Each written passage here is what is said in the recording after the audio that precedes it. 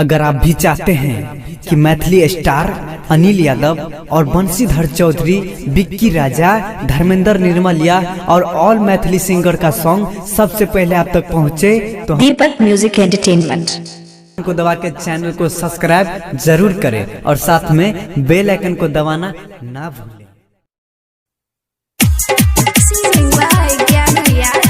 Writer Shyam Yadav, DJ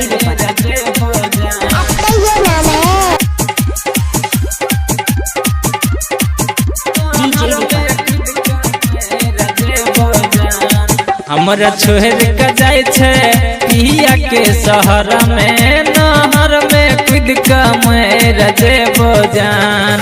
हमरा छोहर का जाय छे पिया के शहर में, नहर में कूद के मर जेबो जान।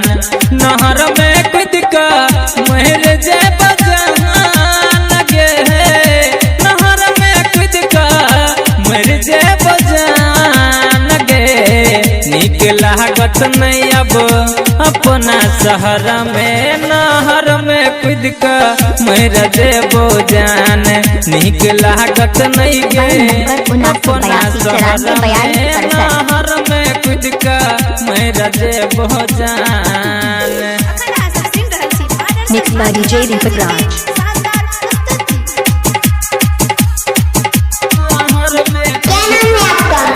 डीजे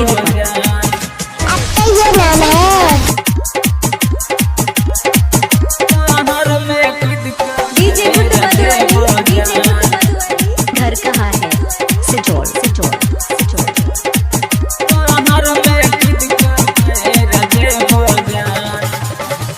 केकरा संगे हंसबै खेलबै, केकरा से बतियेबै गे। तोरा नियन प्यार जान केकरा में भेबै गे। तोरा नियन प्यार जान केकरा में भेबै गे। हाँ, केकरा संगे हंसबै खेलबै, केकरा से बतियेबै गे। तोरा नियन प्यार जान केकरा में पेबै गे। तोरा रखने छलियो जान जिगर में, नहर में कूद के मर जेबो जान।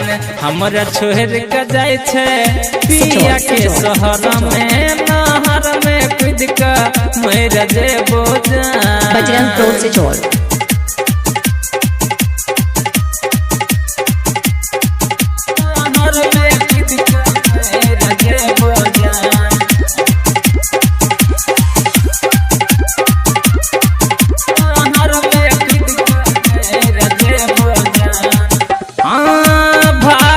खुशी हमर छीन छे तू गे। प्यार क धोखा जान दै छे किया तू गे। प्यार क धोखा जान दै छे किया तू गे। हाँ, भाग्य के खुशी हमर छीन छे तू गे। प्यार क धोखा जान दै छे किया तू गे। तू गिरा देले दोसर के नजर में, नहर में कूद के मर जेबो जान। हमरा छोहर के जाय छे पिया के शहर में, नहर में कूद के मर जेबो जान।